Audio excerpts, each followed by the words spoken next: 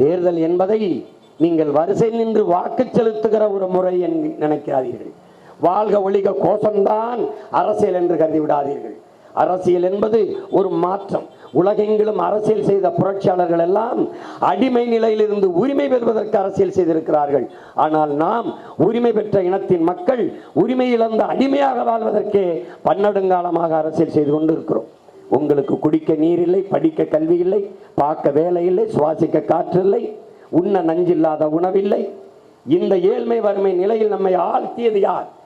5க்கும் 10க்கும் அரிசிக்கும் பருப்புக்கும் வேட்டிக்கும் சேலைக்கும் கையேந்தி நிற்கிற ஒரு அல்லாட்ட நிலையில் நம்மளை இத்தனை ஆண்டுகளாக நிறுத்தியது யார் என்கிற கேள்வி உங்கள் எல்லோருக்கும் எழ வேண்டும். இவர்களை வீழ்த்துவதை தவிர வேற வழி இல்லை என்ற விழிப்புணர்வும் எழுச்சியுற்ற கோபமும் உங்களுக்கு வர வேண்டும். எனவே என் அன்பு தம்பி தங்கைகளே, உடன் பிறந்தார்களே, இந்த தேர்தலை விட்டு விடாதீர்கள். இவ்வளவு காலம் நமக்கு அநீதி இழைத்தவர்களுக்கு ஒரு நல்ல பாடம் புகற்றுகிற வரலாற்று வாய்ப்பு நமக்கு வாய்த்திருக்கிறது. அது உங்கள் கைகளில் தான் இருக்கிறது. நீங்கள் புரட்சி என்றால் வரலாற்றின் பக்கங்களை நிறைத்திருக்கிற வார்த்தை என்று கருதி விடாதீர்கள். நம் ஒவ்வொருவரும் அன்றாடம் நிகழ்த்தக்கூடிய நிஜம் என்பதை நினைவில் வைத்துக் கொள்ளுங்கள். புரட்சி என்பது ஒரு தலைகீழ் மாற்றம். மாற்றம் என்பது ஒரு மானுட தத்துவம். புரட்சியாளர் லெனின் அவர்களிடத்திலே நீங்கள் புரட்சி புரட்சி என்கிறீர்களே, அது எப்போது வரும் லெனின் என்று கேட்ட கேள்விக்கு அவர் சொன்ன பதில், இதுவரை வாழ்ந்தது போல இனி எப்போதும் வாழ முடியாது என்கிற நிலை உருவாகுமானால் அப்போது மக்கள் தானாக புரட்சி செய்வார்கள் என்று. இதுவரை வாழ்ந்தது போல நீங்கள் இப்போது வாழ முடியவில்லை. பெருமைமிக்க வாழ்க்கை வாழ்ந்தீர்கள். நீங்கள் சோறு வடித்த தண்ணி ஆறாக ஓடியது என்கிறார்கள். நமது முன்னவர்கள் பறவைகள் கோழிகள் வந்து நெல்லை திங்கும்போது காதில் இருந்த தண்டட்டி எடுத்து வீசி விரட்டினார்கள் என்கிறார்கள். என் அன்பிற்குரிய திருத்தக்கத்தேவர் நமது தாத்தன்பாடியே சீவக சிந்தாமணியிலே போவோர் வருவோர் எல்லாம் வாசலில் நின்று வரவேற்று, இங்கே வாருங்கள், நாங்கள் மல்லிகை பூ போல சமைத்து வைத்திருக்கிறோம், சாப்பிட்டு விட்டு போங்கள், விருந்து உண்டு வெறுங்கையோடு போக வேணாம், பொன்னும் மணியும் அள்ளி தருகிறோம், பட்டாடைகள் நிறைய தருகிறோம், வாருங்கள் என்று வரவேற்று விருந்து படைத்து அவர்களை உபசரித்து அனுப்பிய ஒரு கூட்டம். எல்லோரும் வாசலிலே நாயை கட்டினான். தமிழர்கள் நாம் மட்டும்தான் பின்னையை கட்டினோம். போவர் வருவெல்லாம் இருந்து சாப்பிட்டு இருந்து போகட்டும் என்று. எல்லோரும் அரிசி மாவிலை கல்லு மாவிலை கோலம் போட்டார்கள். நாம் தான் அரிசி மாவிலை கோலம் போட்டோம், ஈக்கும் எறும்புக்கும் இரையாக இருக்க வேண்டும் என்று.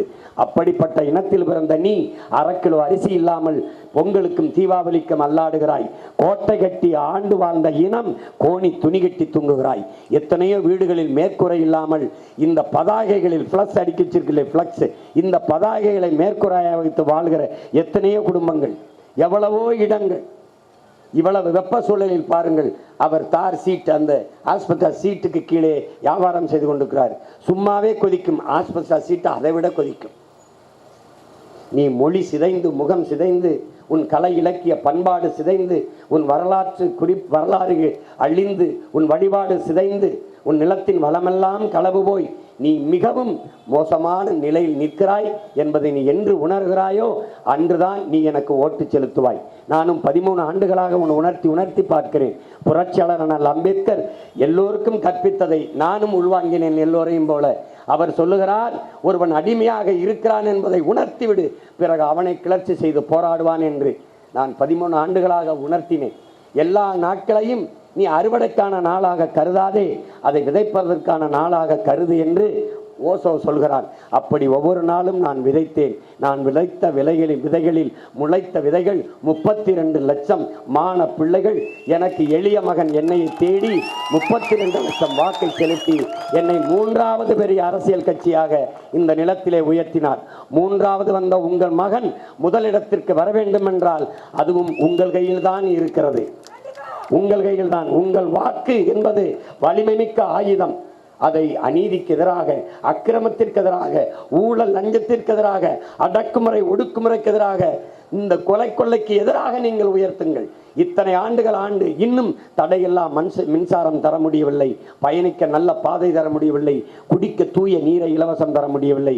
அறிவார்ந்த தமிழ் சமூக மக்களே, என் உயிருக்கு நீ உடன் பிறந்தார்களே, விளாத்தியுலத்தில் வாழ்கிற பெருமை மிக்க என் சொந்தங்களே, நீங்கள் ஆழ்ந்து சிந்தியுங்கள். மடிக்கணினி இலவசம் தந்தவர்கள், சைக்கிளை இலவசம் தந்தவர்கள், கிரைண்டர் மிக்சியை தந்தவர்கள்.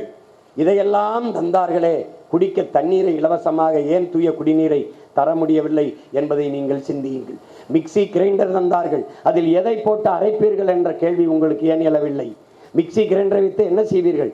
அரைக்க எதை போடுவீர்கள்? அரிசியை போடுவீர்கள், உளுந்தை போடுவீர்கள், பருப்பை போடுவீர்கள், மசாலா அரைக்க மிளகாய் மல்லியை போடுவீர்கள். அதையெல்லாம் விளைய வைக்கிறவன் எவன் என்று என்னைக்காவது நீங்கள் கேட்டீர்களா? விவசாயி வாழ முடியாத தற்கொலை பண்ணி சாகிறானே, அதை பற்றி நீங்கள் கோபப்பட்டு எழுந்ததுண்டா? இந்த கேள்வியை கேட்டதுண்டா? மிக்சி கிரைண்டரை எப்போ மிக்சி மாவரைக்கிறது, எப்போ மின்சாரம் வரும்னு உங்களுக்கு தெரியுமா? இந்த மிக்சி கிரைண்டர்லாம் உங்களால் வாங்கிக்கொள்ள முடியலையா? ஒரு அடிப்படை தேவையை கூட நிறைவேற்றிக் கொள்ள முடியாத ஏழ்மை வறுமை நிலையில் இத்தனை ஆண்டுகளாக உங்களை இருத்தியது யார்? 1000 ரூபாய்க்கு நம்ம அம்மாவுக்கு, அக்காவுக்கு, நம்ம அன்னிக்கு, தங்கச்சிக்கு, குடும்பத் தலைவிக்கு 1000 ரூபாய் என்று இவர்களை கொடுக்க சொல்லி கேட்டது யார்? கொடுத்தார்கள். 60 ஆண்டுகள் ஆட்சியிலே 1000 ரூபாய்க்கு கூட பக்கற்ற நிலையில் நம் தாய்மார்களை வைத்தது யார்? நம்ம குடும்ப சூழலை வைத்தது யார்? ஏன் அந்த கோபம் உனக்கு வரவில்லை? 1000 ரூபாய் என்றால் மாதம் 1000, ஒரு நாளைக்கு 30 ரூபாய். 30 ரூபாய் சம்பாதித்துக் கொள்ள முடியாத பக்கற்ற நிலையில் என் தாயை நிறுத்தியது எவன் என்ற கோபம் ஏன் உனக்கு வரவில்லை? என் தாய் அரணையூரிலே ஒரு மாசத்திற்கு 3000 ரூபாய்க்கு குடிநீர் வாங்குகிறாள். அவளுக்கு 1000 ரூபாய் கொடுத்து என்ன செய்வாள்? நாங்கள் இந்த அரசு ஆட்சியாளர்களுக்கு சொல்லுகிறோம், 1000 ரூபாயை நீங்களே வைத்துக் கொள்ளுங்கள், தூய குடிநீரை மட்டும், தரமான குடிநீரை என் தாய்க்கு இலவசமாக கொடுங்கள் என்கிறோம். இப்படி எண்ணற்ற தாய்மார்கள் தவித்துக் கொண்டிருக்கிறார்கள். உடன் பிறந்தார்களே, இவர்களின் ஆட்சி முறை மிக இழிவானது. இலவசம் என்பது வளர்ச்சி திட்டம் அல்ல, வீழ்ச்சி திட்டம். இவர்கள் காட்டுகிற வளர்ச்சி என்பது வெறும் வெற்று வார்த்தை. உங்கள் பிள்ளைகளின் கனவு என்பது பெரிது. அனைவருக்கும் கல்வி, கல்விக்கேற்ற வேலை, அந்த வேலைக்கு ஒற்ற சம்பளம், அதை கொண்டு வாழ்கிற பெருமை மிக்க வாழ்வு, அதுவே எங்கள் கனவு. நீங்கள் புரிந்து கொள்ள வேண்டும். இலவசம் பெற வேண்டிய ஏழ்மை வறுமை நிலையில் இல்லாது என் மக்களின் வாழ்க்கை தரத்தை உயர்த்த வேண்டும் என்று நாங்கள் கனவு காண்கிறோம். அந்த கனவை நிறைவேற்றுகிற ஆற்றல் உங்கள் கைகளில், ஒற்றை விரலில் இருக்கிறது. என்ன செய்ய வேண்டும் சீமான்? இதுவரை துரத்தி அடித்த துன்பம் துயரங்களை எல்லாம் நாம் துரத்தி அடிக்க ஒரு வாய்ப்பு, அழுத்திக் கொண்டிருந்த ஏழ்மை வறுமையை விரட்டி அடிக்க ஒரு வாய்ப்பு, வரலாறு தந்திருக்கிற வாய்ப்பு. வருகிற ஏப்ரல் 19 நடக்கிற வாக்குப்பதிவு அன்று வாக்கு எந்திரத்திலே இந்த ஒளிவாங்கி சின்னம், மைக்கு சின்னம், வழிதாங்கி நிற்கிற இனத்தின் பிள்ளைகள் இந்த ஒளிவாங்கிய சின்னமாக ஏந்தி வருகிறோம். இந்த மைக்கு என்பது உலக புரட்சியாளன் கண்ணீருக்கு பதிலாக அறிவியலையும், கனவுக்கு கண்ணீருக்கு பதிலாக புரட்சியையும், இந்த கனவுகளுக்கு பதிலாக அறிவியலையும் இந்த பூமியிலே விதைத்த மாமேதை மார்க்ஸ் முழங்கிய இந்த ஒளிவாங்கி. என் அன்பிற்குரிய மக்களே, ஒவ்வொரு மனிதனின் ஒவ்வொரு வார்த்தையிலும் அரசியல் பிறக்கிறது என்று புரட்சியாளர் லெனின் முழங்கிய மைக்கு. இந்த மைக்கு இந்த உலகிலே வெல்ல முடியாத படை என்ற ஒன்று இருந்ததில்லை.